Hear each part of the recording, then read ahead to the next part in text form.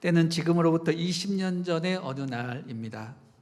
일본 동경의 중심부 신오쿠보 지하철역에서 사고가 났습니다. 술에 취하여 비틀거리고 있던 일본 사람이 그만 발을 헛디뎌서 선로에 떨어졌는데, 그것을 본 한국 유학생 이수현이라는 분이 그를 구하기 위해서 철로로 뛰어들었다가 그만 달려오는 기차에 치여 죽게 된 것입니다. 그는 분명 달려오는 기차를 보았고 그 순간 잠시 몸을 피할 수 있었음에도 불구하고 선로에 쓰러진 취객을 구하기 위해서 그는 피하지 않고 변을 당하게 된 것입니다. 당시 일본의 매스컴은요, 살신 성인의 정신을 발휘한 이수현 씨를 크게 칭찬하고 또 얼어붙은 한일 관계를 청산하기 위해서 대대적으로 그를 부각시켰습니다. 일본 정부는 그에게 국민 훈장을 수여했고 또 일본 경찰청과 각종 단체에서도 감사패를 수여했습니다. 그 이후 놀라운 사실은 일본에서도 이수현 씨처럼 철로에 떨어진 사람을 구하기 위해서 용감하게 철로에 뛰어든 사람들이 많아졌다고 합니다. 이리야 그는 일본의 영웅이 된 것입니다. 그 사건 이후에 저는 서빙고 대학부를 담당하고 있어서 일본으로 아울리치를 갔었는데, 제가 일본에 여러 차례 아울리치를 가서 잘 압니다. 여러분도 뭐 아시겠지만 일본의 노방전도가 거의 먹히지 않습니다.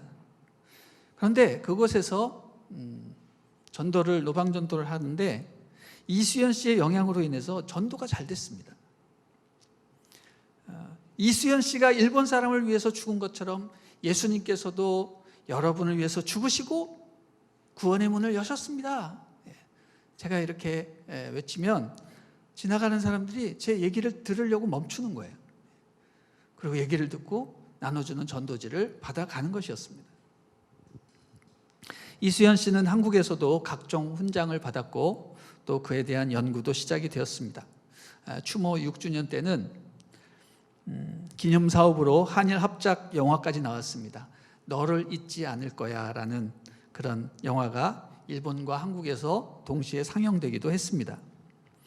그는 고려대학을 나와서 일본 유학 중에 이런 사고를 당했는데, 여러분도 알다시피 유학생활이란 얼마나 힘들고 고되고 외로운 그런 시간입니까?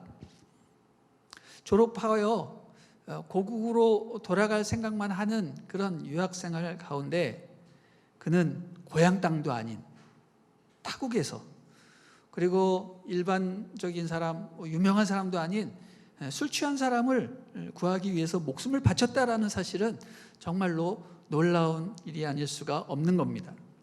그는 한국에서도 길거리의 노숙자에게 자기가 입고 있던 잠바를 벗어주었다고 합니다.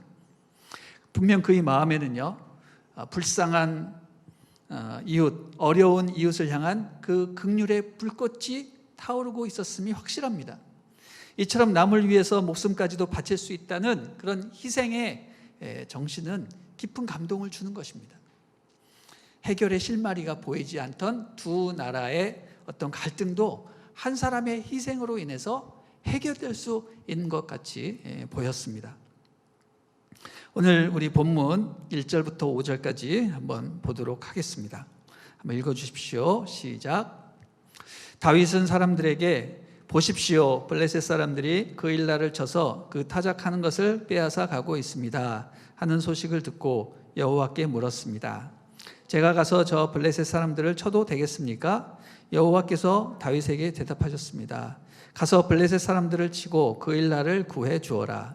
그러나 다윗의 부하들은 여기 유다에서도 이렇게 두려워하며 살고 있는데 그 일날까지 가서 블레셋 군대를 친다고요? 하며 반대했습니다. 다윗이 여호와께 다시 묻자 여호와께서 그에게 대답하셨습니다. 그 일나로 내려가라. 내가 블레셋 사람들을 내 손에 넘겨주겠다. 그리하여 다윗과 그의 부하들은 그 일나로 가서 블레셋 사람들과 싸워 그 가축들을 잡아왔습니다. 그는 블레셋에 큰 타격을 주고 그 일나 사람들을 구해 주었습니다. 자, 오늘 우리 본문을 보면 위기에 처해 있는 다윗이 자기 상황과 처지는 아랑곳하지 않고 자기보다 더 힘들고 어려움과 고통 중에 빠져 있는 동족의 아픔을 해결하기 위해서 노력하는 그런 모습을 보게 됩니다. 다윗은 지금 어떤 상황에 있습니까? 그는 현재 쫓기는 상황입니다. 그리고 지명수배자입니다. 자신의 위치가 발각이 되면 자기뿐만 아니라 자기의 부하들까지도 목숨이 위태로울 수 있는 그런 상황에 처해 있었습니다. 그러나 자신의 동족이 어려움에 처했다라는 소식을 듣고 그는 그것을 애써 외면할 수 없어서 안타까운 마음으로 먼저 하나님 앞에 기도합니다. 뭐라고 기도했습니까? 주님, 우리 동포가 블레셋 사람들에 의해서 지금 고통당하고 있습니다. 제가 당장 가서 그들을 무찌르고 블레셋 사람들을 구원하고 싶은데 가도 되겠습니까? 이런 기도를 했습니다. 그런데 놀랍게도 하나님께서는 곧바로 응답을 하셨습니다. 뭐라고 하셨습니까? 그래, 너가 가서 블레셋 사람들을 치고 그일라 사람들을 구해 주어라.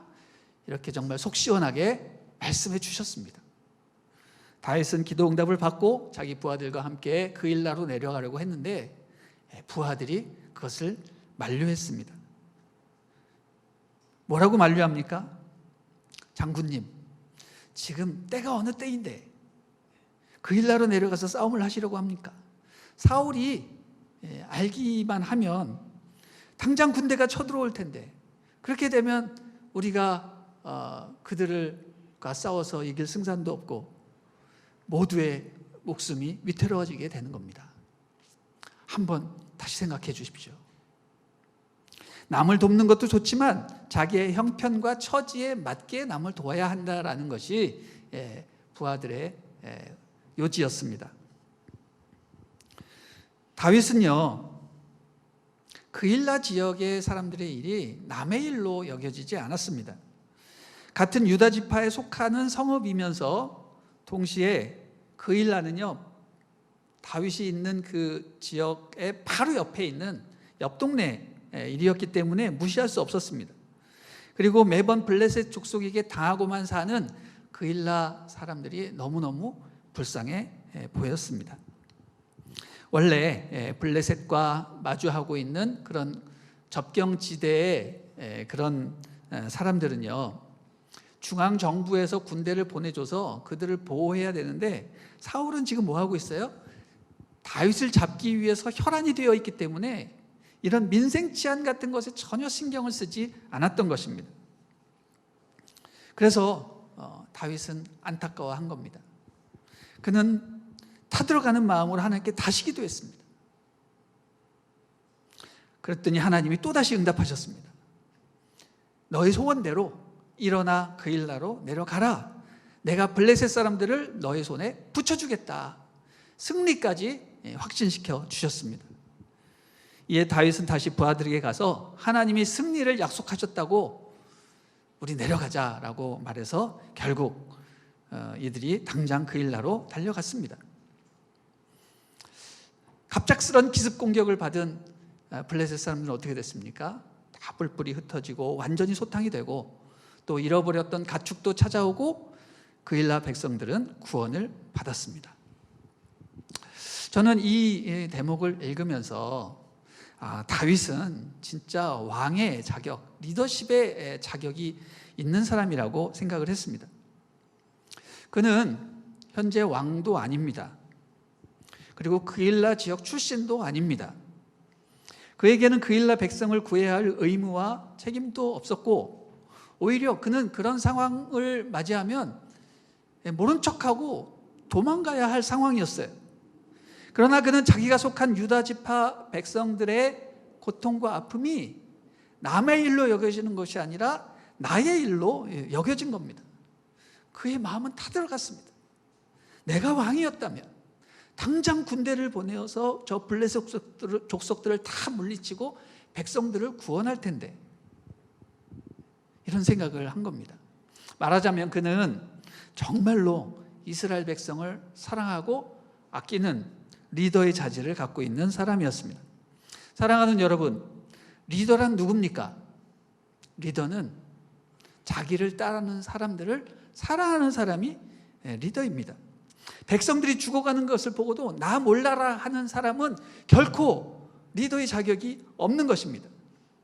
다윗처럼 자기 상황이 아무리 열악하고 상황이 안 되어도 그들이 어려움을 당하면 불이라도 뛰어들려고 하는 그런 사람이 진짜 리더십인 거죠.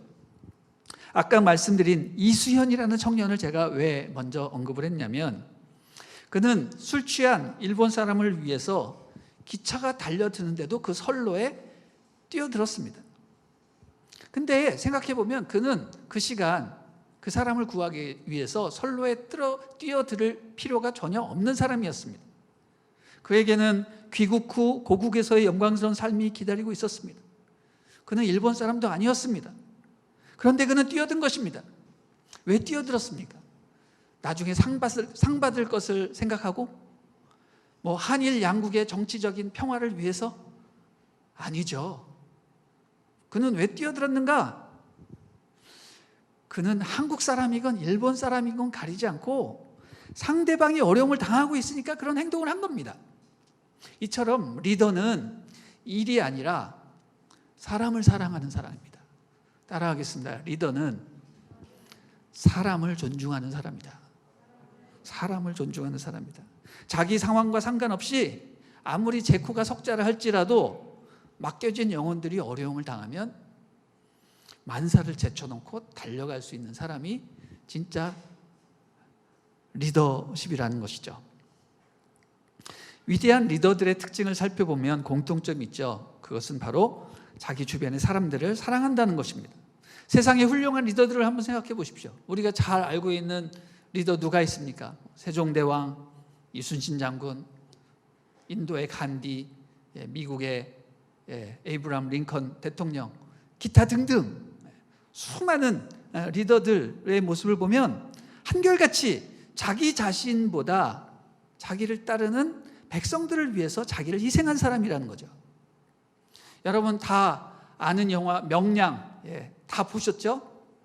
그 명량에 이순신 장군이 한 명언이 있지 않습니까? 그 이순신 장군이 뭐라고 얘기했습니까? 살고자 하면 필히 죽을 것이요 죽고자 하면 살 것이니 한 사람이 길목을 잘 지키면 1000명의 적도 물리칠 수 있다. 이런 얘기를 했습니다. 여러분 꼭 성경에 나오는 말 같아요. 살고자 하면 죽을 것이요 죽고자 하면 살 것이라. 그런 걸 보면요, 이 세상의 모든 리더십은요 다 예수님을 생각나게 하는 사람들이에요. 왜냐하면 예수님은 모든 리더십들의 영원한 표상이시거든요. 우리 예수님이 뭐라고 말씀하셨습니까? 나는 선한 목자라. 선한 목자는 양들을 위해서 목숨을 바친다고 했습니다. 그게 진짜 리더십이라는 거예요. 그렇습니다. 리더는요 부하들을 위해서 목숨을 바치고, 부하들은 리더의 살신성인의 정신을 보고 그를 목숨 바쳐 따르는 겁니다. 그 일날 백성들을 향한 다윗의 사랑을 보고 그 다윗의 부하들은 다윗을 진짜 리더로 인정을 하게 된 겁니다. 저 정도로 백성을 사랑하는 사람이라면 나의 삶을 그에게 바칠 충분한 가치가 있다. 그 부하들 사이에서 그런 느낌이 든 겁니다. 그래서 다윗의 부하들은 목숨을 바쳐 다윗을 위해서 충성을 다합니다. 사랑하는 여러분, 다윗은요 하나님의 백성들을 위해서, 그들을 구하기 위해서라면 자기의 상황에 결코 묶이지 않았다라는 거죠. 자기가 아무리 손해를 보고 공경에 처해도 그 영혼을 구하기 위해서라면 어디든지 달려갔습니다. 그는 결코 어려운 상황을 생각하지 않았습니다. 때와 장소를 가리지 않고 하나님이 가라고 하는 곳이면 어디든지 갔습니다. 그게 다윗의 리더십입니다. 어떤 사람들은요 선교하러 가자고 하면 여기에도 전도할 사람이 많이 필요하고 또 여기도 부족한데 뭐하러 멀리 해외까지 나가야 되느냐, 이렇게 반문하는 사람들이 있습니다.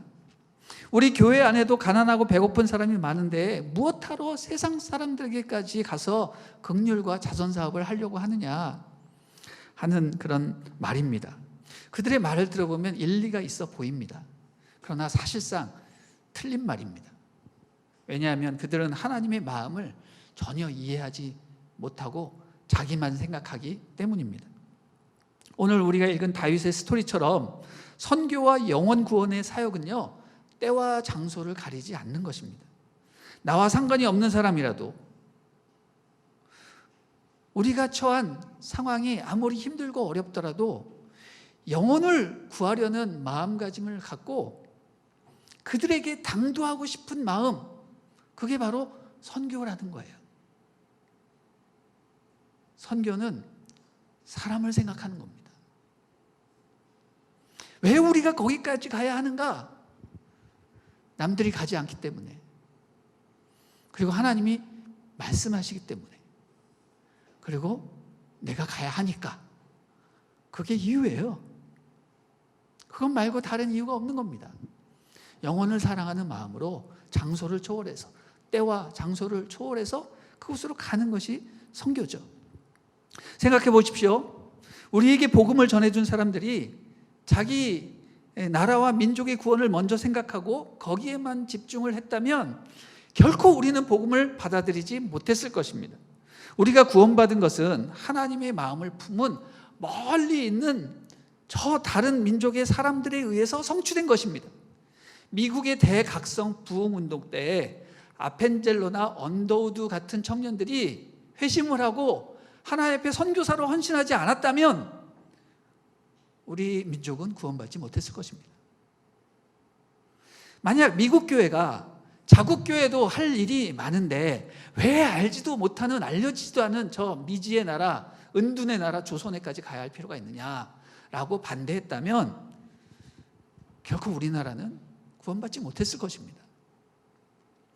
지금처럼 코로나로 해외여행이 불가능하고 전 세계가 꽉 막혀 있는 상황에서 우리가 굳이 지금 선교해야 할 필요가 있는가? 우리도 좀 우리 안전을 좀 생각해야 되지 않겠느냐라고 생각해서 선교를 게을리하거나 그것을 포기한다면 어떻게 되겠습니까? 세계 복음화는 결코 이루어지지 않는 거예요. 상황이 안 된다고 그냥 넋놓고 포기하는 것이 아니라 어떤 형태로든 수단과 방법을 총동원해서 선교를 하려고 노력을 해야 되는 겁니다. 그래서 우리가 올해 일본과 대만에 랜선 아우리치를 하려고 노력하는 거예요. 그리고 기도하면서 어떻게든 선교 현장과 접촉하고 선교사님과 연락해서 복음을 전하려고 노력하는 겁니다. 그게 우리 마음이거든요. 이 마음은 표현되어야 하기 때문입니다. 우리가 몸으로 그곳에 가거나 또는 우리의 마음을 표현하는 것도 중요하지만 또 중요한 게 뭐냐면 저 멀리 지구촌 바깥에 있는 불행한 사람들을 위해서 우리가 중보 기도의 끈을 놓지 말아야 된다는 거예요. 여러분, 지금 무슨 일이 일어나고 있습니까? 미얀마에서 군부 쿠데타가 일어나서 선량한 사람들이 마구마구 학살당하고 있잖아요. 여러분, 그거 어떻게 생각하세요? 그냥 남의 일입니까? 아니죠. 우리도 몇십 년 전에 그런 비슷한 일들이 있었고 또 선량한 시민들이 학살을 당하는 그런 상황 가운데 우리 하나님은 어떤 마음을 품고 계실까? 우리는 그것을 알아야 되는 겁니다. 그래서 우리는 두 손 놓고 이렇게 관망할 것이 아니라 두 손을 어떻게 해야 돼요? 기도해야 되는 겁니다. 하나님, 그 땅에 하나님의 은혜와 자비가 임하게 해주시고 예수 그리스도의 보혈이 그 땅을 덮게 하여 주십시오. 그 땅의 선교사와 교회들을 보호하여 주시고 그 땅에 속히 자유민주주의를 꽃피울 수 있도록 도와주십시오. 이렇게 기도를 해야 되는 거죠. 또 어디를 위해서 기도해야 됩니까?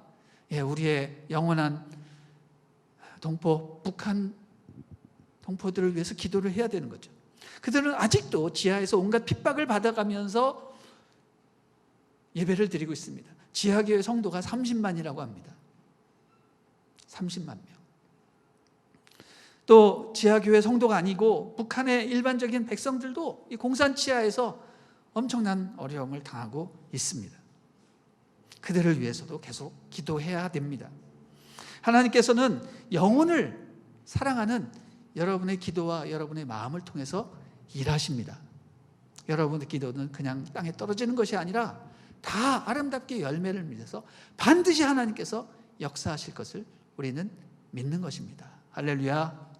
아멘. 우리 6절부터 13절 또 읽어보겠습니다. 시작. 아히멜렉의 아들 아비아달은 그일라에 있는 다윗에게 도망쳐갈 때 에봇을 가져갔습니다.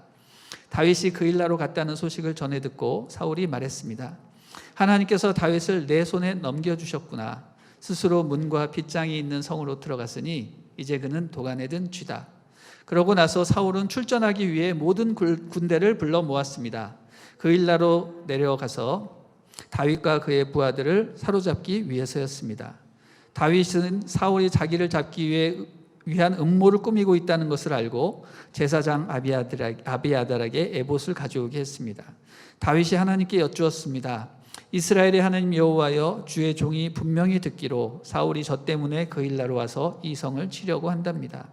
그일라 성 사람들이 저를 사울에게 넘겨주겠습니까? 주의 종이 들은 대로 사울이 내려오겠습니까? 이스라엘의 하나님 여호와여, 주의 종에게 말씀하소서. 그러자 여호와께서 말씀하셨습니다. 그가 올 것이다. 다윗이 다시 여쭈었습니다. 그일라 성 사람들이 정말로 저와 제 부하들을 사울에게 넘겨주겠습니까? 그러자 여호와께서 말씀하셨습니다. 그들이 넘겨줄 것이다. 그래서 다윗은 600명 정도 되는 부하들을 이끌고 그일라를 떠나 이것저것으로 옮겨 다녔습니다. 사울은 다윗이 그일라에서 떠났다는 말을 듣고 출전하려다가 그만두었습니다.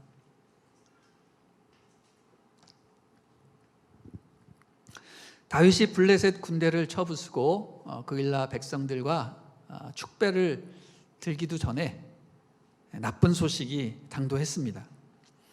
사울이 그일라에 있는 다윗을 잡기 위해서 군대를 소집하고 있다는 것이었습니다.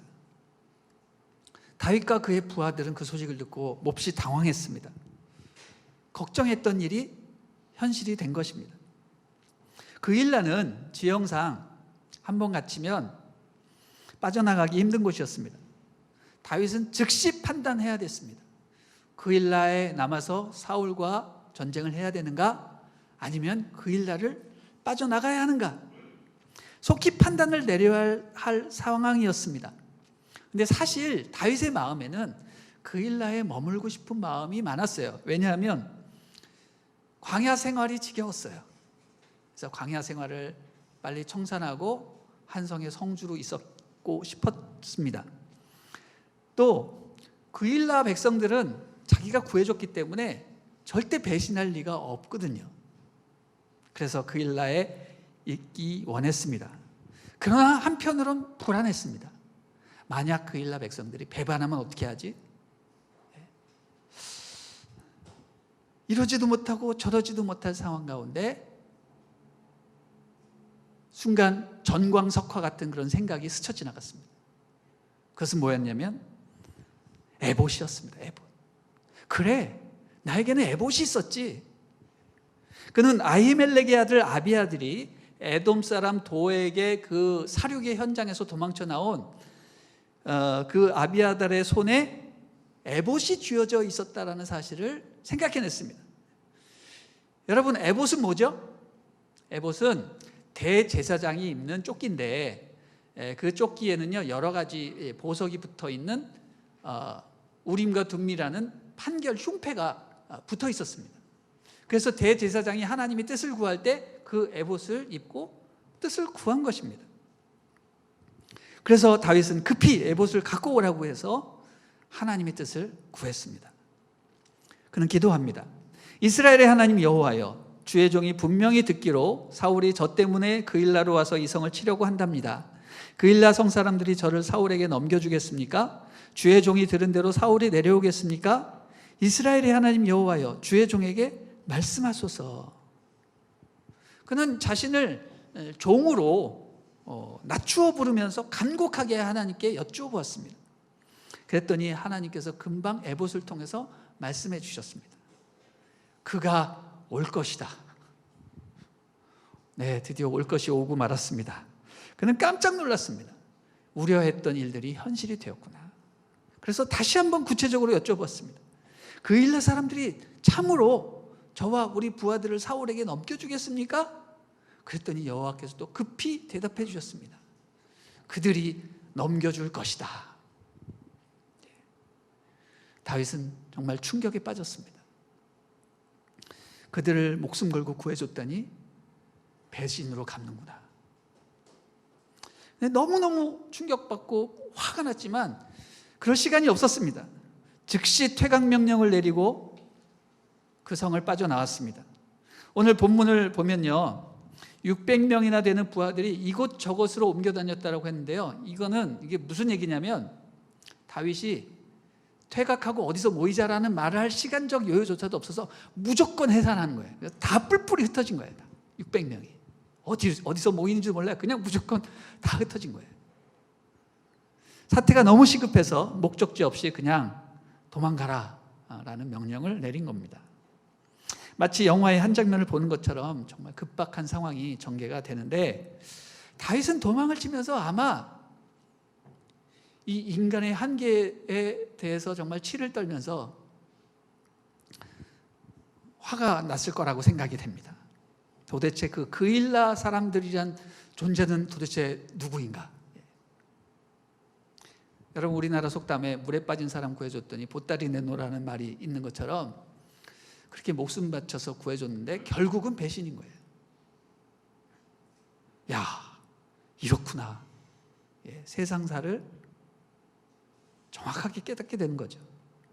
다행히 하나님께서 미리 알려주셔서 화는 면했지만 그는 정말로 인간은 죄인이구나, 결코 믿을 만한 존재가 아니구나, 이런 교훈을 되새기면서 내가 믿을 분은 정말 한 분 하나님 외에 없구나, 아무도 없구나, 이런 생각을 하고 하나님께 충성을 다짐하며 도망갔을 것입니다. 여러분, 그런 거예요. 하나님은요, 그일라 사람들의 악한 면을 보여주시기도 했지만 동시에 무엇을 우리에게 알리고자 하시냐면요, 인간은 어떻습니까? 언제나 배신할 수 있는 존재라는 거죠. 완악한 마음의 소유자라는 것을 알려주시는 겁니다. 보십시오. 예수님이 우리를 위해서 목숨을 바치셔서 우리를 구원하셨잖아요. 그런데 우리는 어떻습니까? 늘 예수님의 뜻을 버리고 죄를 짓고 주님을 거역하는 그런 목이 곧은 백성들 아닙니까? 그게 우리 인간론이에요. 인간은 죄인입니다. 어쩔 수가 없어요. 이것을 알아야 되는 거예요. 이것을 알 때 진정으로 우리를 부인하고 한 분 하나님만 의지할 수 있게 되는 것입니다. 우리 12절부터 13절 읽어보겠습니다. 시작. 다윗이 다시 여쭈었습니다. 그일라 성 사람들이 정말로 저와 제 부하들을 사울에게 넘겨주겠습니까? 그러자 여호와께서 말씀하셨습니다. 그들이 넘겨줄 것이다. 그래서 다윗은 600명 정도 되는 부하들을 이끌고 그일라를 떠나 이곳저곳으로 옮겨 다녔습니다. 사울은 다윗이 그일라에서 떠났다는 말을 듣고 출전하려다가 그만두었습니다.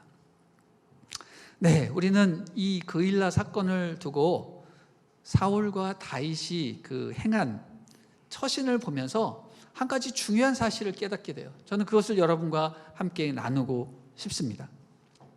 다윗과 사울은요, 전쟁을 치르는 전술에 있어서 중요한 차이를 보여주게 됩니다. 뭐예요? 다윗은 무엇을 의지했습니까? 철저히 에봇을 의지했습니다. 그런데 사울은 철저히 에봇을 버리고 오직 군사력에만 의존하는 것을 보게 됩니다. 여러분, 여기서 에봇은 뭐예요? 에봇은 현대전에서 무전기와 같은 존재예요. 무전기. 현대 전쟁에서 무기보다 중요한 게 뭔지 아세요? 무전기예요. 무전기가 없으면 무기는 아무 소용이 없는 겁니다. 이제 전쟁에서 무기만 의존하는 시대는 지나간 겁니다. 현대전에서 무전기 하나만 갖고 있으면 하늘에서 폭탄을 내리게 할 수 있는 겁니다. 내가 정확하게 적진의 위치를 파악해서 보고를 하면 그곳으로 미사일이 날아가요. 그리고 내가 포위가 되어 있어도 연락만 되면 본부에서 인공위성으로 나를 관찰하고 있기 때문에 내 주변에 누가 쳐들어오고 있다는 것을 시시각각 보고해 주고 있기 때문에 나는 안전하게 보호받을 수 있습니다. 내 주변에 먹을 물도 없고 보급품이 다 떨어졌어요. 무전기로 한 방 때리면 하늘에서 물과 보급품이 떨어집니다. 이게 무전기의 파워예요. 여러분, 다윗은요 이미 고대의 전쟁터에서 현대전의 개념을 터득한 사람이에요. 그는 하늘과 연결된 사람이었습니다. 바로 에봇을 통해서 하나님과 교신을 하고 각종 정보들을 획득해서 미리 피할 길을 제시받고 있는 겁니다. 반면에 사울은 어떻습니까? 사울은 보면요 그는 철저히 군사력만 믿어요. 상식만 믿어요. 정보도 어두워요. 그는 다윗이 그일라에서 싸운다는 누군가의 얘기를 듣고 승리를 확신했습니다. 왜냐하면 자기 경험상 그일라란 지역은 폐쇄적인 지형이 험한 곳이기 때문에 가두기만 하면 도간에 든 쥐거든요. 그래서 승리를 장담했습니다. 그리고 뭐 했습니까? 군대를 소집했어요. 여러분, 군대를 소집하면 어떻게 돼요? 시간이 걸리잖아요. 여러분, 전쟁터에서 시간은 정말 중요한 겁니다. 사울은 빠르게 특공대를 조직해서 빨리 가서 전쟁을 했어야 했는데 그는 군대들을 모으느라고 시간을 허비해요. 결정적으로 그는 에봇을 버렸습니다. 하나님의 통로인 제사장들을 다 죽여버렸습니다. 결국 에봇은 다윗의 손으로 흘러들어가고 모든 정보는 다 다윗이 갖게 됐습니다. 그의 관심은 뭐예요? 사울의 관심은 오직 힘센 장군들, 그 사람들을 모으느라고 시간들을 허비하는 거예요. 그야말로 현대전에서 고대의 전술로 싸움을 하려는 그런 어리석은 사람과 똑같은 겁니다. 사랑하는 여러분, 우리가 마귀와 영적 전쟁을 치를 때 이 전쟁에서 승리하기 위해서 우리는 무엇을 갖고 있어야 돼요? 영적인 무전기를 갖고 있어야 되는 거예요. 이 영적인 무전기가 뭐예요? 바로 기도라는 겁니다. 기도는 하나님과 연락하여서 각종 전술과 전략을 공급받고 때로는 하늘에서 떨어지는 영적 만나를 공급받고 또 내가 완전히 무장될 수 있는 고도의 현대적 무기라는 거죠. 여기서 한 가지 궁금한 게 생겨요. 아까 다윗은 그일라를 쳐들어갈지 안 할지에 대해서 어떻게 했습니까? 기도했습니다. 근데 하나님은 응답해 주셨죠. 근데 나중에 사울이 쳐들어온다 그러길래 그일라를 빠져나갈지 남아야 할지를 물을 때는 뭘 이용했습니까? 에봇을 이용했단 말이에요. 언제는 기도를 하고 또 언제는 에봇을 이용하는가? 이 차이는 무엇인가? 이런 궁금증이 유발이 됩니다. 여러분, 이렇게 생각하시면 됩니다. 기도는 다 똑같은 게 아니라 기도는 어떤 단계와 수준이 있다는 거죠. 그래서 일반적인 보통 기도는 다윗이 처음 한 그런 기도예요. 자기의 소원을 하나님께 아뢰는 거예요. 그런데 에봇을 사용하는 그런 기도는 어떤 기도냐면요, 너무너무 급하고 위중한 상황에서 빨리 하나님의 응답을 받는 그런 것을 에봇이라고 생각하시면 되겠습니다. 우리말로 번역을 하자면 화살기도, 이렇게 생각하시면 되겠습니다. 보통 일반적인 기도에는 찬양이 있고 감사가 있고 죄 회개가 있고 간구가 있고 이런 것들이 이렇게 순서와 내용들이 이렇게 있죠. 그러나 화살기도는요 단순합니다. 그냥 간절한 심령으로 주님께 자기의 간구하는 것을 굵게 간구하면 되는 거예요. 주님 도와주세요. 뭘 주세요. 이렇게 간결하게 말하는 겁니다. 그러면은 하나님께서 그런 기도에 또 긴급하게 응답을 하십니다. 여러분, 이처럼 다양한 종류의 기도를 여러분이 하셔야 됩니다. 기도를 쉬면 안 되는 거예요. 기도를 쉰다는 것은 어떤 것이냐? 전쟁터에서 여러분의 무전기의 전원을 꺼놓는 겁니다. 열정과 방언으로 여러분이 기도는 못할지언정 여러분이 기도의 파워를 꺼서는 안 되는 거예요. 기도의 전원을 킨다라는 의미는 뭐냐? 기도의 전원을 켠다라는 의미는요, 여러분의 생각과 마음속에 하나님에 대한 관념으로 가득 채워놓는 것을 말합니다. 오늘날 그런 거라요. 여러분 휴대폰 꺼놓지 마시라는 거예요. 휴대폰을 켜놔야지 전화를 받죠. 문자라도 받지 않습니까? 예. 여러분이 말을 하지 않아도, 통화하고 싶지 않아도 그 전원이 켜져 있으면 여러분의 위치가 파악이 되고, 위치만 파악이 돼도 하나님께서 여러분을 도와주실 수 있게 되는 겁니다. 그렇기 위해서 여러분은 가능하면 늘 하나님 생각을 하셔야 돼요. 세상에 나가서도 우리 다윗 공동체 지체들하고 계속 연락을 하고, 순장님들하고 연락을 하고, 우리 순원들을 놓치지 말라라는 얘기입니다. 이 얘기는 우리끼리만 관계하라는 얘기가 아니라 내 머릿속에 하나님에 대한 관념, 교회에 대한 생각, 거룩한 이런 그 불씨들이 꺼지지 않도록 계속해서 노력을 하라는 거예요. 그리고 가능하면 주일날만 교회 오지 마시고요, 평일날 교회 오세요.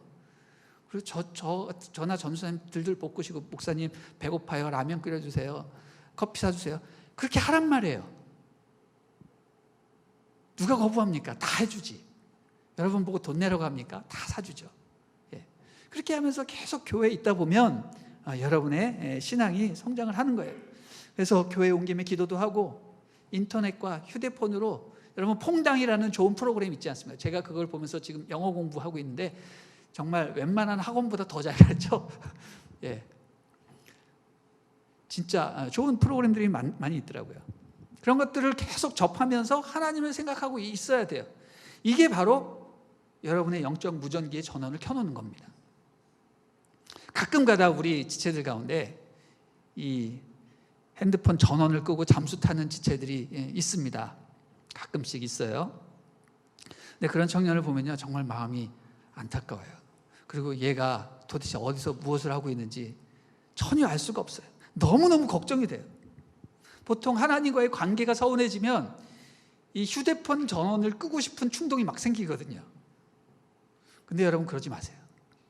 제발 전원은 켜놓으세요. 그래야 하나님이 여러분에게 문자 메시지라도 보내는 거 아닙니까? 그렇죠?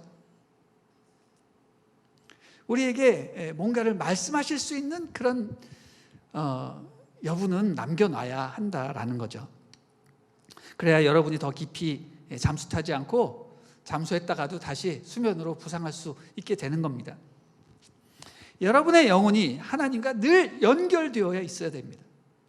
연결되어 있어야 여러분이 사단이 공격을 해올 때 반격할 수가 있는 겁니다. 위급할 때 에봇이라는 화살 기도도 사용할 수 있는 거예요. 전원이 꺼져 있어 보세요. 화살 기도도 못 날려요. 그냥 거기서 객사하는 겁니다. 사단은 지금 우리를 어떻게 공격하고 있습니까? 우는 사자처럼. 우는 사자처럼 우리를 잡아먹으려고 날뛰고 있는 이 광야 같은 현실, 우리가 그런 현실에서 살고 있다는 것을 기억하시고, 여러분의 영적 무전기의 전원을 켜놓고 항상 하나님과 대화하고 기도하는 여러분이 되기를 주님의 이름으로 축원합니다. 아멘. 자, 14절 마지막으로 또 읽어보겠습니다. 시작. 다윗은 광야 요새에 머물기도 하고 십 광야의 언덕에도 있었습니다.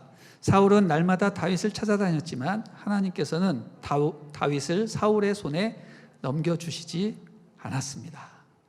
저는 오늘 설교를 준비하면서 이 14절 말씀이 너무너무 마음에 와닿았어요.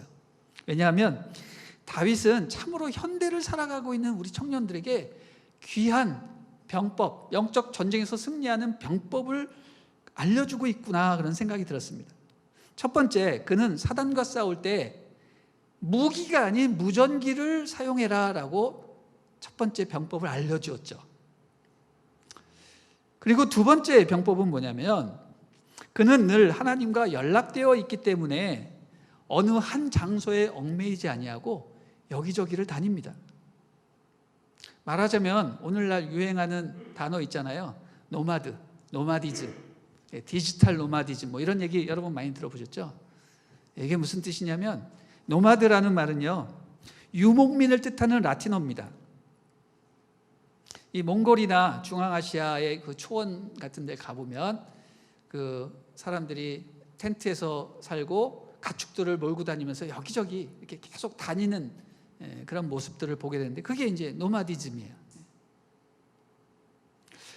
이 노마디즘을 현대적으로 변형을 하면 이 노마디즘의 핵심이 뭐냐?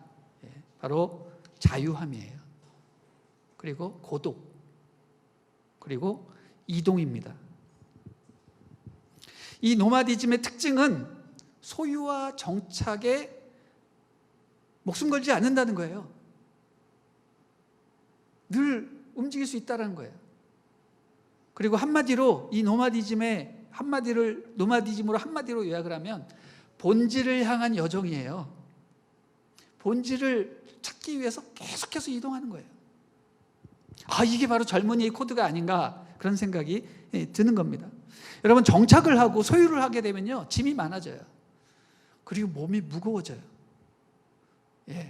그러면 안 돼요. 젊은이들은 살이 찌면 안 됩니다. 계속 돌아다녀야 돼요. 그리고 자꾸 소유하기보다는 빌려 쓰고 계속 새로운 것에 적응을 해야 되는 거예요. 근데 젊은이들이 벌써부터 안주하고 소유하고 짐을 막 축적하고 이런 모습을 보이게 되면 금방 비대해지고요, 생각이 굳어지는 겁니다. 다윗은요, 사울에게 쫓기면서 의도하지 않은 그런 노마디즘의 삶을 살면서 정말 붙들어야 할 본질이 무엇이고 정말 버려야 할 비본질이 무엇인지를 몸소 체득하게 되었습니다. 여러분, 본질은 뭐예요? 인생의 본질은, 기록하세요, 하나님이에요. 말씀이에요. 그리고 생명입니다. 그리고 건강이에요. 그리고 관계예요. 이게 본질이에요. 이걸 추구해야 돼요. 그리고 버려야 할 비본질은 무엇입니까? 하나님이 아닌 우상이에요. 상식입니다. 그리고 물질입니다. 부귀 영화입니다. 그리고 이득입니다. 돈 버는 거. 이건 비본질이에요. 청년의 시기는 이 노마드적인 마인드로 살아가야 돼요. 마치 아브라함이 본토 친척 아비집을 떠나 하나님께서 약속하신 그 땅을 향해 나아가는 것처럼 약속하신 본질에 안착하기까지 계속해서 이동하고 자기를 부인하고 자기의 소유를 버리는 거예요. 그래야 하나님이 약속하신 그 본질에 다다를 수 있는 겁니다. 여러분, 청년기에 해야 할 상황이에요. 청년기에. 청년 때부터 벌써 내 집 마련 어떻게 해야 되나, 주식에 투자하고 영끌이 해가지고 이해는 가지만 청년의 본질은 아니라고 생각합니다. 하나님이 여러분을 축복하시면 다 해주실 수 있는 것들입니다. 여러분들이 그런 것들을 걱정하기보다는 여러분들은 정말 하나님의 나라와 하나님의 약속과 복음과 나는 앞으로 평생 무엇을 하고 살아야 하는가, 이런 것들을 고민하고 이런 것들을 추구해야 되는데, 내 집 마련, 나는 어떤 직업, 얼마의 샐러리를 받는 어떤 직업을 가져야 되는가, 이런 비본질적인 것을 추구하게 되면 청년임을 놓쳐버리는 거죠. 사랑하는 다윗 공동체 여러분, 여러분이 이 영적인 노마디즘의 삶을 살아가며 주님만 의지하기를 축복합니다. 이 시기를 잘 견뎌내고 잘 버텨낸 사람만이 하나님이 놀라운 축복을 주시는 거예요. 하나님은요, 결코 여러분을 원수의 손에 넘기지 않으십니다. 할렐루야. 그걸 믿으셔야 돼요. 근데 청년들은 불안한 거예요. 나 망하면 어떡하지? 여러분 절대로 망하지 않습니다. 왜냐하면 여러분은 하나님의 자녀들이기 때문에 하나님은 여러분을 원수의 손에 결코 넘기지 않으실 것입니다. 할렐루야. 여러분은 뭐예요? 왕 같은 제사장이에요. 하나님이 왜 다윗을 사울의 손에 넘기지 않으십니까? 다윗은 왕이 될 사람이거든요. 여러분도 마찬가지예요. 여러분은 하나님이 택하신 왕 같은 제사장이 될 사람이기 때문에 하나님은 여러분이 망하지 않고 여러분을 사단의 손에 넘기지 않으실 것입니다. 힘내시고 믿으시기 바랍니다. 강력한 확신을 가지고 전진하시기를 바랍니다. 그렇게 될 때 하나님이 약속하신 그 놀라운 천국의 상급을 여러분 모두가 누리게 될 것입니다. 우리 다윗 공동체 화이팅! 힘내시고 능력 가운데 거하시기를 주님의 이름으로 축원합니다.